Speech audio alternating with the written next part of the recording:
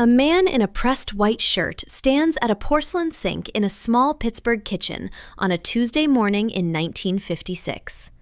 Steam from the coffee pot curls past his right shoulder. A skillet waits on the stove. The radio is on. He has not asked his wife what is for breakfast. He already knows, because he is going to make it. In the next 40 minutes, 31 kitchen tasks that nearly every American husband performed without thinking in the 50s are about to be named, one by one, in order. Some of them hum with the dignity of small craft. Some of them are quiet, uncelebrated, and have not been practiced in 60 years. Every one of them was ordinary. Not a single one is optional in the life they were built for. Subscribe before we start. Number 1 is the ability that ties every other skill on this list to the same source, and most men under 50 have not touched it since grammar school. Number 31. A husband in Topeka in 1953 could sharpen a kitchen knife in under 2 minutes. He owned a whetstone, kept it in the back of the utility drawer behind the can opener, and brought it out before any meal that involved a blade. He ran the stone under the tap, laid the edge away from himself at a 20-degree angle, drew it across in long, even strokes, then flipped and counted the passes. He tested the edge with his thumb before he set it down. A properly sharpened knife made onions fall clean. A dull one made him say words his mother would not have approved of. Today, most American men have never held a whetstone. The average household owns a set of kitchen knives duller than a butter spreader, owned for so long that nobody can name the year they bought them. Replacement has replaced maintenance, which is the diagnosis for this entire list in a single sentence. And that dull blade is still not the most forgotten item on the counter. Number 30. A husband in Saginaw, Michigan in 1958 could dress a game bird his brother brought back from opening day. He did it on the back porch because the feathers would catch in the kitchen curtains. He kept a pair of pliers in a coffee can by the basement steps for the work. He pulled the small feathers against the grain, singed the pin feathers over the gas burner on the stove, and washed the bird 3 times in cold water before it ever touched a plate. Today, the typical American man could not name the 4 steps between a pheasant in the hand and a pheasant in a pan. The hands-on chain from animal to table has been broken at every link. What has been preserved is the appetite for the finished dish, which is now, more often than not, delivered by a 31-year-old in an unmarked car. The pliers are still in the coffee can, somewhere. The hands that knew what to do with them are not. Number 29. A husband in Richmond, Virginia in 1951 knew exactly when the coffee in the percolator was done, and he knew it by sound, not by timer. The perk of the water against the glass top told him. When the bubbling dropped into a steady, slow, almost musical pulse, he pulled the pot off the burner and let it sit for 90 seconds before he poured. He drank it black and held the cup with both hands. Today, the American man runs his coffee through a machine worth more than his first car. He cannot describe what well-made coffee tastes like. He cannot describe what over-perked coffee tastes like either, because he has never tasted the difference. And the difference is the entire craft. The technique takes about 30 seconds of attention. The absence of that attention has been with him since childhood. Number 28. A husband in Cedar Rapids, Iowa in 1956 could carve a chicken at the table. Not in the kitchen, at the table, with the platter between the serving bowls and the vegetables. He had a short carving knife he kept in the drawer with the linen napkins. He knew which joint to break first, which side of the breast to slice against, and where the wishbones sat on each bird, because he had practiced on one a week for years. Today, the typical American man would rather cut the rotisserie chicken in the kitchen with a pair of kitchen shears and hide the evidence. He would rather do that than be watched trying. Which is not a small fact. It is a sentence about where dignity retreated and never came back. A man who could carve at the table once understood that the food was not finished when it left the stove. It was finished when it reached the plate, and he was the one to finish it. Number 27. A husband in Worcester, Massachusetts in 1955 could get a meal to the table hot, all at once, for a family of 5 without running a single timer. He knew which dish held its heat, which one needed to be pulled 10 minutes early, which one rested, and which one went on cold. He plated the meat last. He put the vegetables out first because the kids would eat them while they were still too hot to touch. He used a folded towel as a pot holder and never burned himself badly. Today, the American man waits 20 minutes for the last item to finish cooking, then microwaves everything back to lukewarm at once. The choreography of a hot meal, learned in childhood, watched at his grandmother's hip, is gone. The kitchen he learned from his own mother has been replaced by an instruction card taped to the inside of a freezer door. The muscle memory of a hot meal was once a courtship skill. Now it is an inheritance almost no one inherits. Number 26. A husband in Mobile, Alabama in 1958 could season a cast iron skillet the way his grandfather seasoned his. He cleaned it with a paper towel and a touch of salt. He rubbed it with lard, wiped it thin, and set it over low heat on the back burner. He did not put soap in it. He did not put it in water. He never let it sit wet overnight. The black surface was a finish earned by 10,000 meals, and he did not treat it as a pan. He treated it as a piece of inherited equipment. Today, the men who own cast iron treat it as decor. They display it on a wall rack over the stove, seasoned once at the factory, seasoned never again, and the food clings to the surface in patches. The pan that once cooked 2 generations of cornbread now makes eggs the way a Teflon skillet would. There is a difference between owning a tool and being raised by a tool. Both men are holding the same pan. Only one of them was taught to keep it. Number 25. A husband in Terre Haute, Indiana in 1953 could brown ground beef in a skillet without leaving a single burned fleck on the surface. He used a wooden spoon, with the corner worn flat by 20 years of scraping.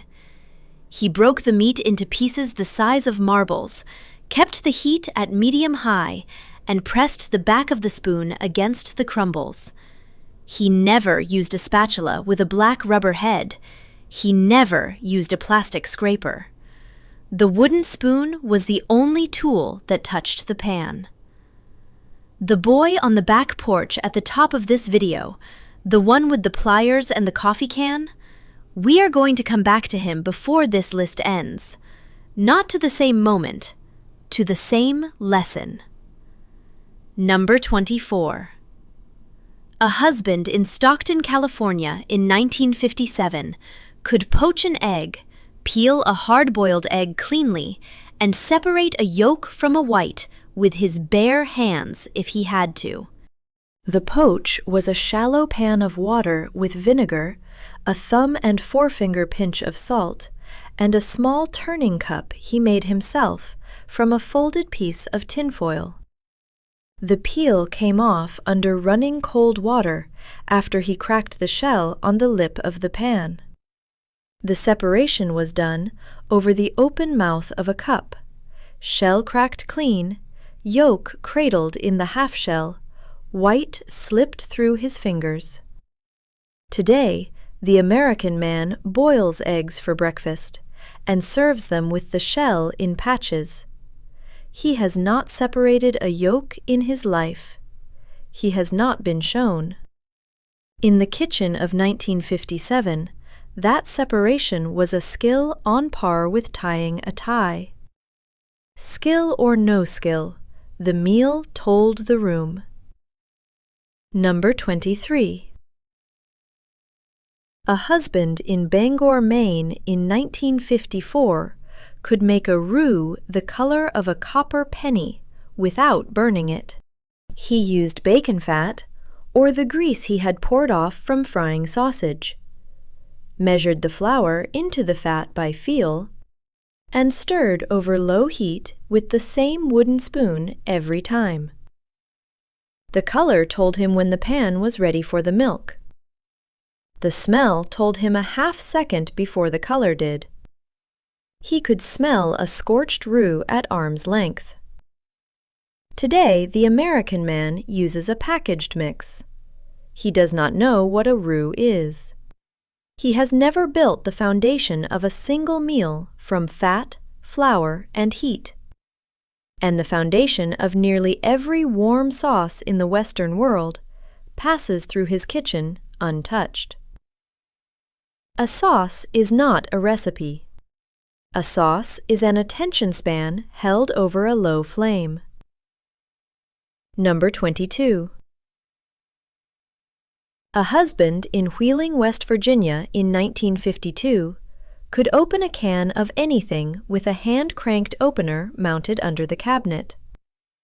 He could sharpen the wheel of the opener with a small flat file when it stopped biting.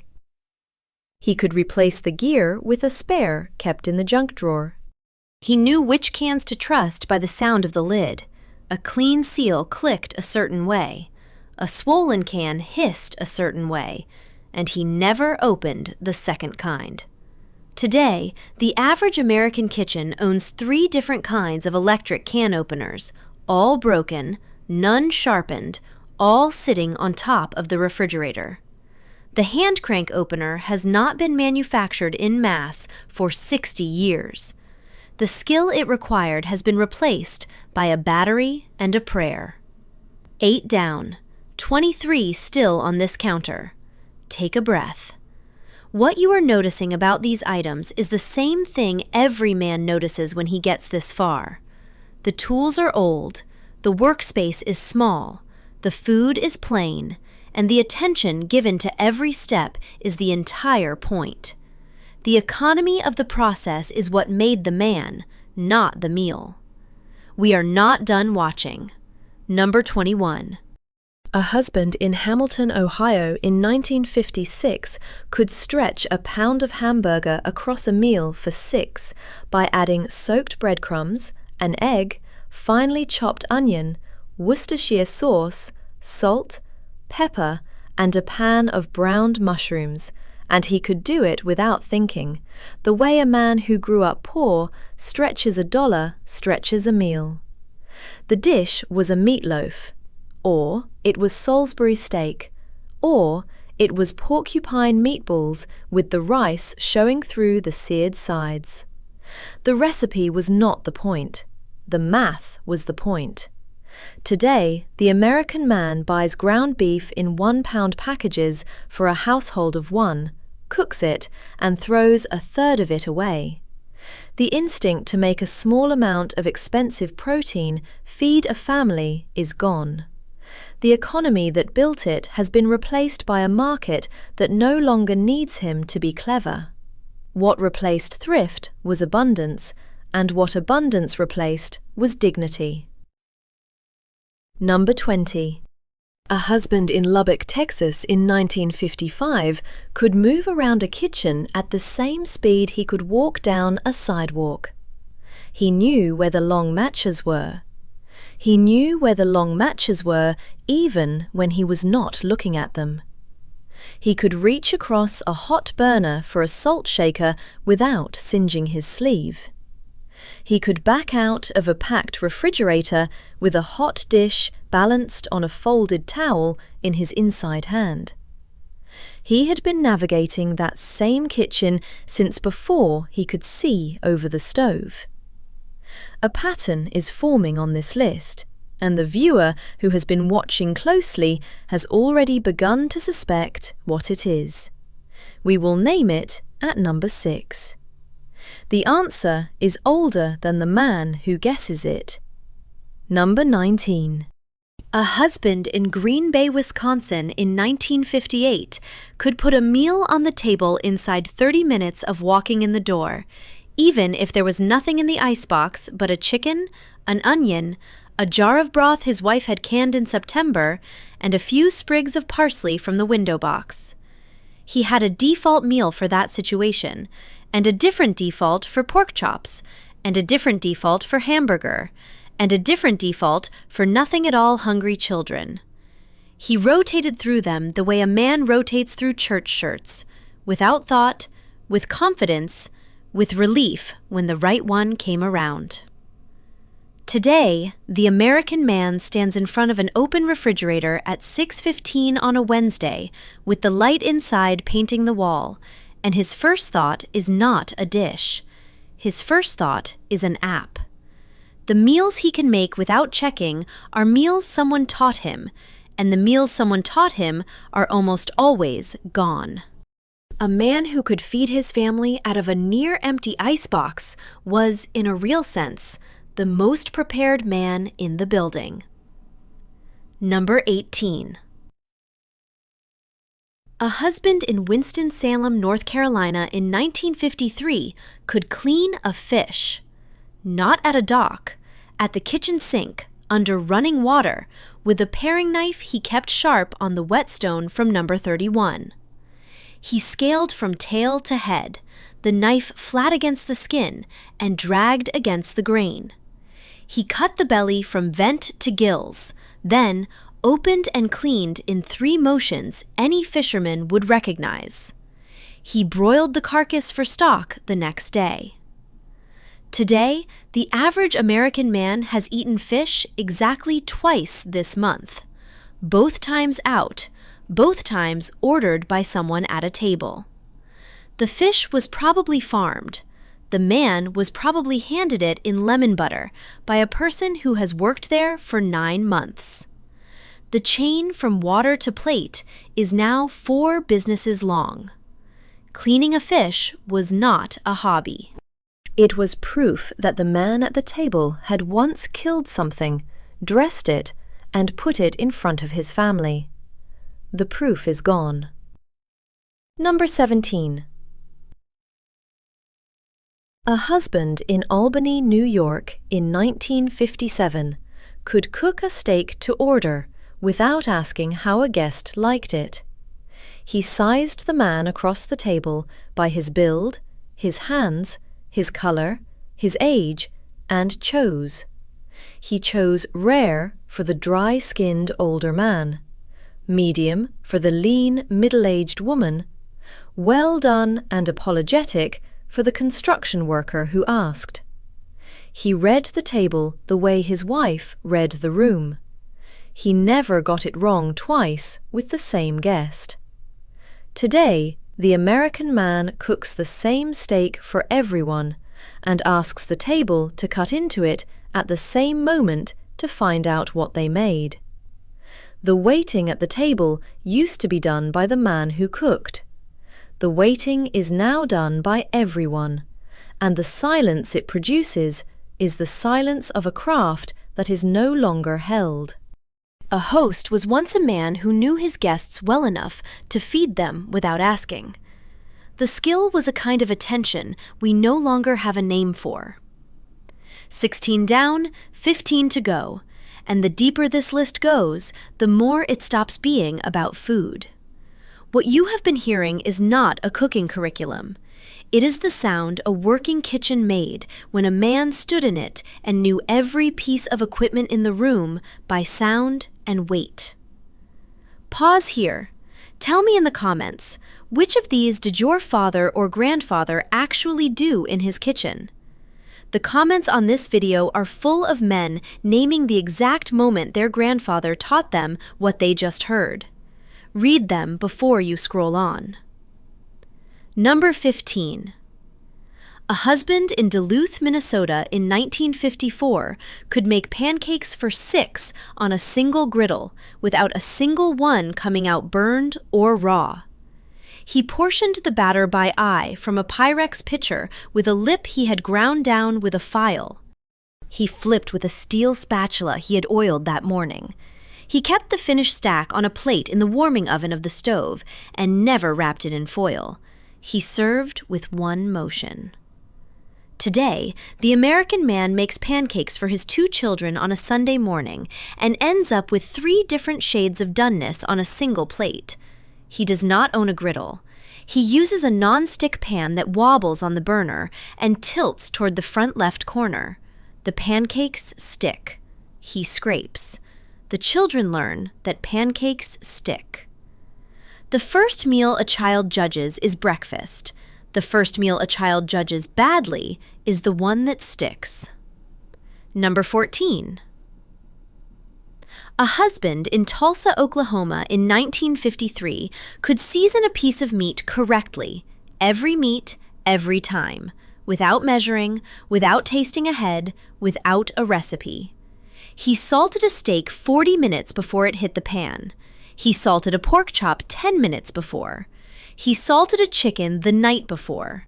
He salted a roast the moment it went into the oven. None of this was a theory. It was a calendar of salt, built and stored in his hand. Today, the American man salts a steak and throws it on the pan 8 seconds later. The crust does not form. The salt sits on the surface. He blames the steak. He blames the stove. He does not know that he has just missed one of the simplest physical acts in the craft of cooking. And he has missed it because no one showed him when to do it. Every forgotten step on this list is the step a man did not have time to learn. The waiting is the skill. Number 13. A husband in Reading, Pennsylvania in 1956 could keep a kitchen towel where it belonged. Not in a drawer, on a hook, on the oven handle, on a wooden rail his wife had installed over the stove. He had a wet towel for hands and a dry towel for dishes and a third towel, older than the first 2, that lived under the sink. He replaced them when they frayed. He never used a dishcloth on the outside of a glass. Today, the American man owns 4 kitchen towels and cannot find any of them. The kitchen produces 17 paper towels a day, every one of them wasted. And the man who once ran a kitchen on 3 towels is now buying $200 replacement sets he does not hang up. A hand towel hung on time is the first sign the room is in order. A hand towel missing is the first sign the man is not. Number 12. A husband in Spokane, Washington in 1958 could feed a guest who had stayed too long on a Sunday afternoon. Not from anything already cooked, but by standing up, opening the icebox, and producing a light meal in under 20 minutes, without complaint. He called it the company plate. The plate was for the moment someone stayed too long and the wife looked tired. He made it the way he made every other meal, quietly, skillfully, between 2 conversations. And the guest who received it left feeling more welcome than he had earned. The boy on the back porch at the top of this video, the one with the pliers and the coffee can, the one with the feathers, that boy is now the husband at the stove. The lesson he was learning on the porch was not about pheasants. It was about the moment a man steps in front of a problem nobody asked him to solve. Number 11. A husband in Trenton, New Jersey in 1955 could make coffee for 14 people in a percolator without being asked and without running out. He knew how many scoops per cup, how many scoops for the pot, how many waters in the well. He set the perk on the burner at the moment the conversation in the next room quieted. He brought the pot in with a folded towel under the handle. He poured for the women first, then the men, then himself last. The empty pot was not his. Today, the American man making coffee for a meeting at work measures with a paper cup he has to scrunch in his hand to fit into the basket. The pot boils over. The first cup tastes like cardboard. Nobody says anything, and the silence is the inheritance of a craft that was once one of the great small social skills in the country. A cup of coffee poured in time was once the gesture that said the room was held. Number 10. A husband in Asheville, North Carolina in 1957 could dice an onion in 3 minutes flat without shedding a tear. He wore his grandfather's hat if the onion was strong. He kept his knife so sharp from number 31 that the blade passed through the layers like a tuned wire. He never knew why some people cried and some did not. He suspected the mouth breathers were suffering. Today, the American man buys pre-diced onions in a bag, pays $4 for the convenience, and dumps them into a skillet. He does not know what a fresh-cut onion smells like in a hot pan. He does not know that the smell was the reason his wife came to the kitchen to see what he was making. The smell of an onion hitting a hot pan was, for 60 years, the sound a kitchen made when a man was in it. The man is gone. The smell is gone. Number 9.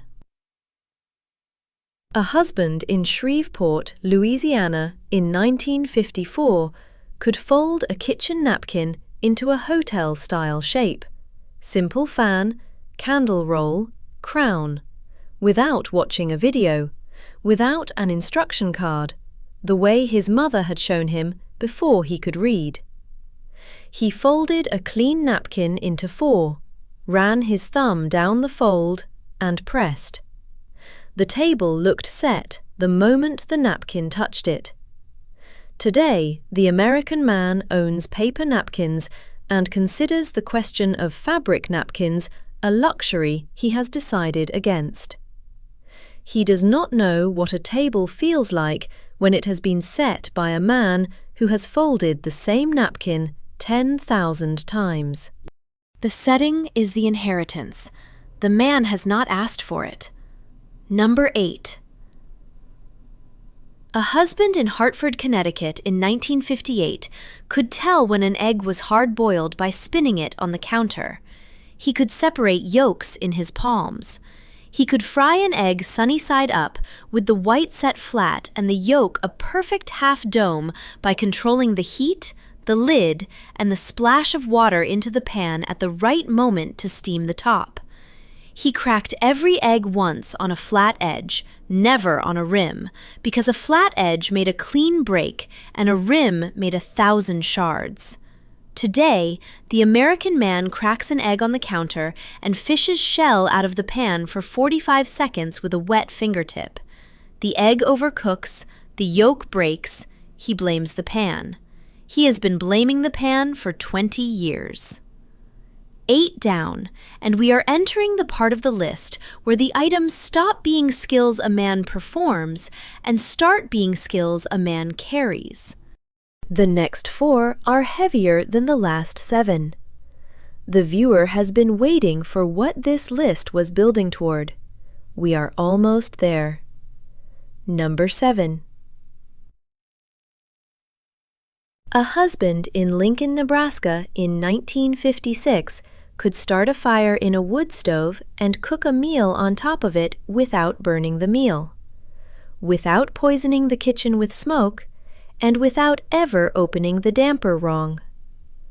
The fire was built from kindling split with an axe the morning before, newspaper torn into eighths in a tight crisscross, 2 logs crossed at the heart, a third laid on top, the damper half open until the fire caught, then closed to the cooking line. The cast iron went on top. The eggs cooked in 15 minutes, the bacon in 8. He knew the stove the way a pilot knows a cockpit. Today, the American man does not own a stove that requires a fire. He owns a stove that requires a credit card and a service plan. The wood stove has been replaced by the appliance, the same way the kitchen has been replaced by a kitchen. And the man who built the fire is missed in ways he never expected to be missed. Number 6. The pattern this list has been hiding since number 20 is named here. Every single one of these 31 tasks requires the same muscle. Not strength, not creativity, not memorization. Attention. The kind of attention a man gives a small machine he understands well enough to love. Every knife sharpening, every coffee brewing, every roux stirring, every napkin folding, every bird plucking, every guest feeding. Every one of them is one man paying close attention to one small thing long enough to do it right. The skill that was built across 31 ordinary kitchen tasks was a man's attention span with a sharp edge. That is the muscle.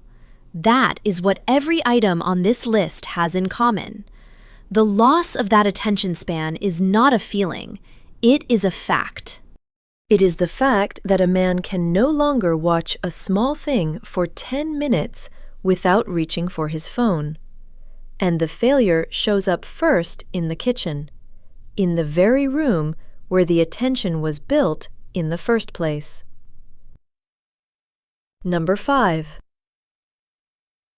A husband in Cincinnati, Ohio, in 1953 could cook a full Sunday dinner: meat, 3 vegetables, gravy, bread, a dessert, in a Pyrex dish set on the back of the stove to warm, for a table of 8, on his own, in a kitchen the size of a small bathroom. He started at 11.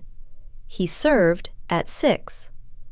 He used the oven and 3 burners at once and never lost the timing. He cooked because the women of the household had spent Saturday on something else: laundry, mending, the children, the church. And the kitchen on Sunday was his. He did not complain about the kitchen. He did not ask for help. He did not post a photo of the roast. He sat down last. He ate seconds after the children went out to play. Today, the average American man over 40 has not cooked a Sunday dinner in his life. The kitchen is too small to fit his pride and the air fryer his wife received for Christmas at the same time. He orders out. The ordering out is not the problem. The problem is that his Sunday dinner is not built by anyone, and the building was the only part of the week in which he was, by every honest measure, the most useful man in the room. The roast was not the meal. The minute was the meal. Number 4. A husband in Buffalo, New York in 1958 could feed a sick child in the middle of the night without waking his wife. He knew the kitchen by the feel of the drawer pulls in the dark. He knew which glass was at the front of the cabinet. He knew where the honey jar was, where the soda crackers were, where the tin of saltines had been opened and refolded with a bag clip. He made a small meal, set it on a tray with a glass of water and a folded napkin, and carried it down the hall in the dark on bare feet. He did not turn on the kitchen light. He did not turn on the hall light. He left the tray on the dresser, set a hand on the child's back for 1 second, and went back to bed. Today, the man who would have done that is asleep next to his phone, and the phone is the light he would have walked past. The skill of feeding a sick child in the dark has been replaced by the worse skill of telling a child to wait until morning. The waiting is the small cruelty he did not notice he was committing. The waiting was the original break in the line between a man and the people who needed him at the worst hours of their lives. Number 3. A husband in Knoxville, Tennessee in 1956 could make a full meal, real meal, not a snack, out of whatever was in the icebox at 4:30 in the afternoon on a Wednesday, when nothing was planned, when the family would be hungry inside the hour, and when the choice was to feed them well or to fail them in plain view. He opened the icebox once. He stood in front of it for 15 seconds. He closed it and began. The omelet was finished in 7 minutes. The bread was sliced. The butter was out. The table was set. The family came in to a meal. A man who can do that, and the man who could do that in 1956 was almost every man, is a man who has surrendered the question of whether he can. He has surrendered it because his mother taught him the surrender when he was 8 years old, standing at her hip in the same kitchen he now owns. Number 2. A husband in Evansville, Indiana, in 1953 could set a table his wife felt proud of, not formally, without linen, without ceremony. He set it the way her mother set it. He put the knives on the right, blades in. He put the forks on the left, times up. He put the water glass above the knife. He put the bread plate at the top left. He remembered which side the bread went because his wife had mentioned it once, 11 years earlier, in a kitchen in a town he had left. The table was set before the children came down. The wife walked past it and did not comment. The not commenting was the highest form of approval a man of that decade would ever receive in a kitchen. Number 1. A husband in Waco, Texas in 1954 could walk into a kitchen that was not his on a Tuesday in a house he had never been in before. The home of an in-law, a sick cousin, a sudden funeral, and within an hour produce a meal that fed everyone in the building without being asked, without being thanked, without being watched. He moved through the strange kitchen by instinct. He opened the right drawers first. He found the broiler pan. He worked under the unfamiliar fluorescents. He carried the meal out himself. He cleared the plates himself. He washed the dishes himself. He left the kitchen cleaner than he found it. That is the skill every other skill on this list was building toward. Not carving, not sharpening, not folding napkins or plucking birds or timing a Sunday roast. The skill a man was building, item by item, across all 31 of those ordinary kitchen tasks, was the simple, dignified capacity to walk into a room where he was needed and quietly do the work. The whetstone was for that. The percolator was for that. The roux was for that. The Sunday dinner was for that. The company plate was for that. The midnight sick child was for that. The 31 items were not a cooking curriculum. They were the curriculum for showing up. The kitchen was the first place a man learned to show up. It was the room where he practiced showing up. The man in the pressed white shirt at the porcelain sink in Pittsburgh is older now. The kitchen has changed. The steam from the coffee pot is gone, replaced by a machine that pings when it is done. The skillet waits on the stove, but he has not made what was in it in a long while. He can still make it. The hands have not forgotten. The hands are waiting for the man to ask. The lost items on this list are not lost because they were complicated. They were simple. They were lost because the room they were practiced in stopped asking for them. The kitchen is still there. The man is still in it. The asking is the only part that got away. Which of these did your father or grandfather actually do? Tell me in the comments. Name the exact item, the room, the year, the smell.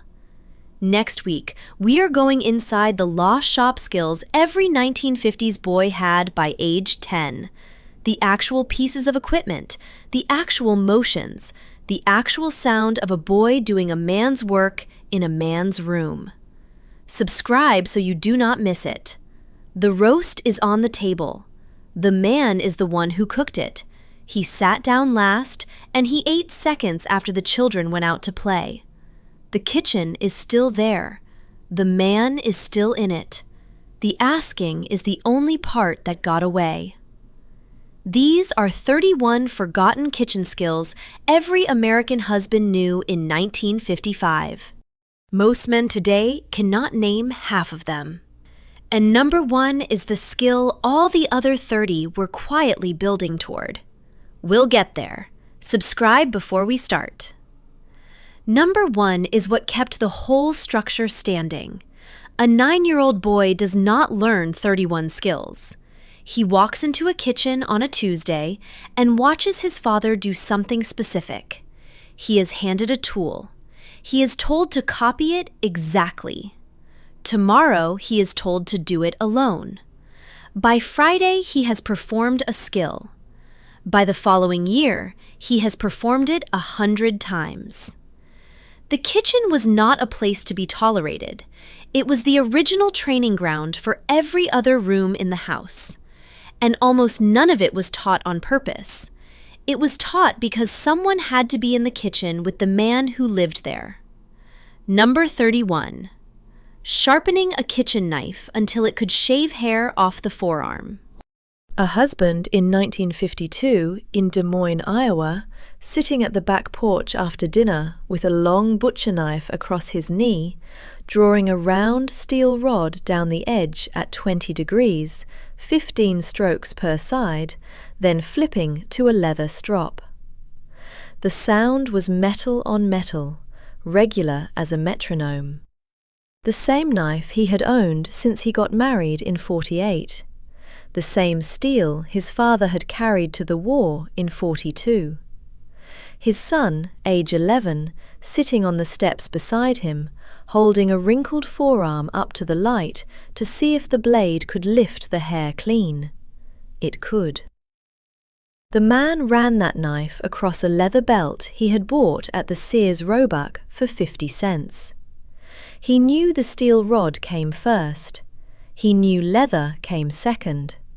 He knew he would do this every Sunday evening for the rest of his married life, and that any man who cooked against a dull blade was wasting the work of his own hands.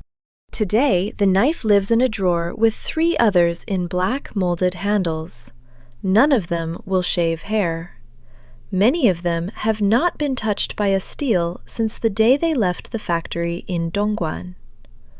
The man of the house owns a sharpener the size of a fountain pen, sells for $9.95 at the department store, and changes the blade of the thing every 4 months, and believes he is sharpening.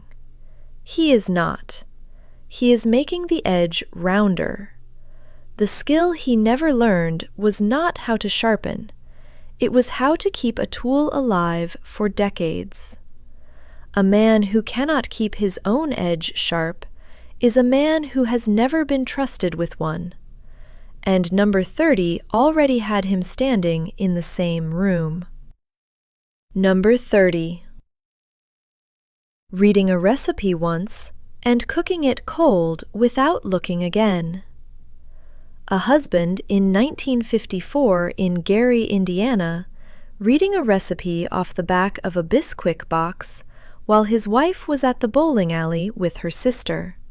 2 children, ages 8 and 5, watching from the kitchen table. The man read each line once, out loud, under his breath, then put the box down.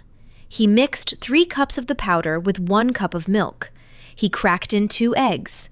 He melted a half stick of butter in a black cast-iron skillet his mother had given him as a wedding present. He poured the batter, set the oven at 400, and timed it by the clock on the wall. 12 minutes. He pulled out biscuits that rose 2 inches and browned on top. That man did not measure flour with a spoon. He reached into the bag and gauged the cup in his palm. He did not time the bake. He watched the clock.